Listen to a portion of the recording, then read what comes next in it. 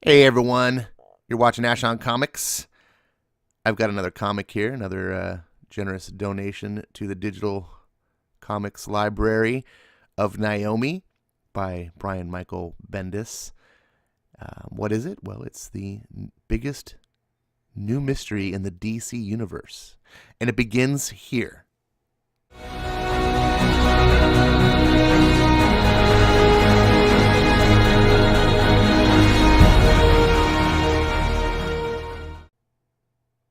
So I think the biggest mystery in the DC universe is the button and its significance to the DC universe. Why are we seeing the button? The button from Watchmen. That there's a crossover between Batman and Flash, and this ad reminds me of it. Instead of seeing more about that, we're going to see a Heroes in Crisis crossover. That'd be really cool, actually, if the Heroes in Crisis ended up being a button thing. I don't think it will be. That's the greatest mystery. But instead, the greatest mystery now is Naomi, because DC doesn't finish what they start. They just start something and go, oh, well, I guess it's not as successful as we want to move on. And they're just pulling Marvel nonsense. And that's what Marvel does. They launch events, and before it's even over, they move on to the next event. So they end their events even prematurely. They don't even let their events sit around and resonate so that you can feel the importance of what just happened and all the, $200 you just spent on a bunch of crossover books and all sorts of stuff. Doesn't matter anymore. And this is why the industry is dying. So here we get Naomi number one, who's the alternate cover. And she's, of course, a big Superman freak. Why is she a Superman freak? We don't know. Starts off with silly comic book trope. Character staring into cameras. Thanks. At least I have to say, this artist, Jamal Campbell, this new artist, he's got some really good animated poses and facial expressions. Makes it a lot more interesting than what we're seeing in Heroes in Crisis. And Heroes in Crisis has got Clay Mann. That guy's no slouch. I like what he's doing. I like the art in this book. The aesthetics, the feel. This is great. This is a great splash opening. 17 seconds was this fight.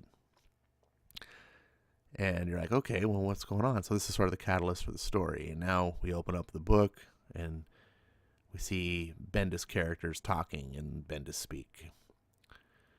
And it's hard to even figure out who's talking. Okay, the Asian goth girl. People are still freaking out. And who's this one? Okay, we got Pink SJW. It was yesterday, Suze. Exactly. All right, already. The world has turned. It's the single most insane thing that's ever happened here. Since the dinosaurs took dino poops. I can't believe I missed it. Naomi. He had the cape? It was really Superman. I missed it. I put the footage on my channel. How much did you get? 5 seconds. Still. I have to live the rest of my life now being the one who missed it. And it's just the self-impressed Bendis speaking. I guess he's okay at this, but it's just, is this why you want to read DC Comics, for watching girls like this, like Babylon? So we get something kind of teasing here. And she's like, look at this mess. Or talking about how Superman fought and left and they don't pick up after themselves. But if not for him, maybe there'd be nothing to look at all. Maybe, she says, do you want to trade places with Superman? Actually, hell yeah. Huh. Yeah. Actually, yeah. And I was like, oh my goodness. Oh, I see where this book is going.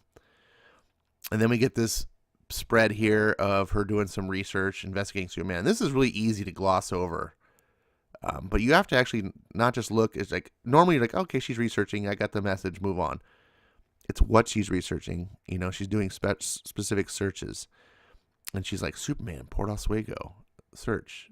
And nothing comes up. No results on Google. Superman Metropolis, Superman New York, Gotham.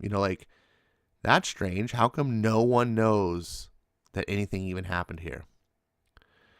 And then her boss is chastising her. And of course, in SJW La La Land, you can just get away with not doing your job. And bosses are super cool. And it's she gets a text, Superman's back. Oh, I gotta go see him. Best boss. Superman shows up and he's doing his heroics pose stuff, cleaning up the town. Everyone's cheering him on. And she's like, what was he doing back here? He came back to see if he could help clean up. His face. Yeah, you're all right. I give. He's great. He's actually Superman. And like they're all impressed now that he's cleaning up after himself. And just look at this. It's like silly Billy. So now we see Naomi back. She's talking to her psychologist. And this is kind of the problem I have with this book. Look at this. Like this might work on a TV show. And super props to the artist here. The facial expressions carry this. I think a lesser artist would have really made this book suck. And this is the thing that the comics aren't really good at, right? And our boy Zach always talks about this. Like, you can't do the same kind of drama because you don't have actors. Actors emote. They bring emotion. They bring character and feeling. Comic books are just a still picture and you have a word balloon. And then we kind of read our own into it. It's a very different type of storytelling medium, even though they're both visual and stuff.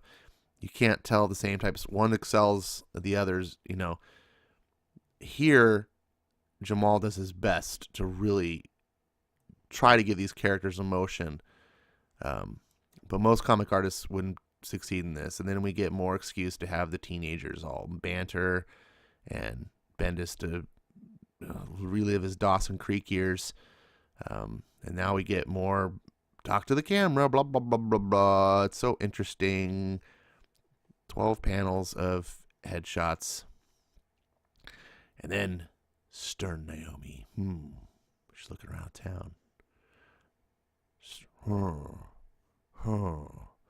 What's going on? D. What's D's? Oh, that looks suspicious. What are you up to, D? Anyone else in the world, this guy would be fucking scary as shit. Like, you'd be like, walk away, but not our girl Naomi. Look at that intensity. I'm going to go see what's up with this guy. And then her friend interrupts. Hey, girly girl. Oh, good. Annabelle, come with me. What are we doing? I want to talk to D. You think about buying a car? He knows something. He does. Something happened here. What? Years ago. And no one wants to talk about it. Oh, that. I asked my mom. Nothing happened. It's total urban legend. It was like a weather balloon or something. Seriously, I don't. My mom doesn't lie. And just look at this.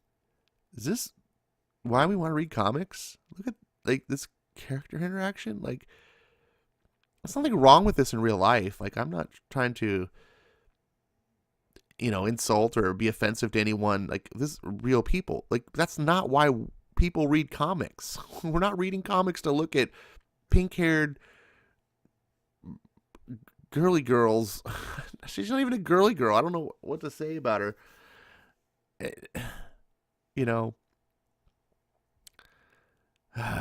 Anyways, so they have their little interaction and she's like, come over for dinner, blah, blah. Okay, I'll see you there, blah. Okay, now I'm still going to go see D. And here's this little car shop. And I really was impressed with this. I don't know if it'll show up on the video as well. But the level of detail of this shop just looks fantastic. And this character, D, looks great in detailing his tattoos. And she's like, did you see the Superman thing? I did. Missed my garage by that much. Crazy. How can I help you? So this is weird. I don't think we've ever actually spoken. No. So there's rumor that I asked many people, almost like everybody, like a town rumor, Superman, but she goes into her little mystery of what happened 17 years ago. Or not, she doesn't know it's 17, what happened in the past. And he eventually clams up. He's like, he knows something, but he doesn't want to say. She's like, what happened exactly? And he clams up. He won't say anything. He just like, just silent. He's like thinking to himself. It's like, she's like, what? Hello? I'm talking to you. Did the conversation just end abruptly? It is good. This storytelling is all done with the art, which I really liked. And she's like, amazing, frustrated, walks away. March 14th, 17 years ago. Huh? What? That's the day I was adopted. I know. And whoop, stares back, and then it's like next issue. And that's it. That's Naomi #1. It's not to trash that this Wonder Twins is. Good Lord. It wasn't a bad book. Not a good book. And not really a comic book. I don't know what this book is trying to be. And okay, it's the first issue, so that's part of the mystery. I generally am interested to read more. But not because the book is so good. I think it's just because I'm so curious about this plot. And the art is phenomenal. This is better than Bendis is doing in Superman, which he's just destroying. It's better than the joke that was Young Justice. Maybe this is what Bendis does well. Everyone always tells me like he does teens well, but I don't really feel like he's even really doing teens well. I don't care about these characters. I don't care about little pink-haired Annabelle. I don't even really care about Naomi. She's so cliche to me. Like she's bland and boring. And Bendis just is like, let me write brown-skinned characters and make them uninteresting. Because that's what people want, is uninteresting. I don't get it.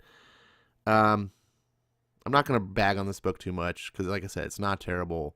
And if you're into this sort of thing, if this type of book, interests you, you want the teen drama, maybe you love CW shows, maybe you'll find this more interesting than I do. I don't. I'm more of a traditionalist. I want classic comic books. And if you're not going to give me classic comic books, give me something else interesting. Get some good sci-fi, some good fantasy.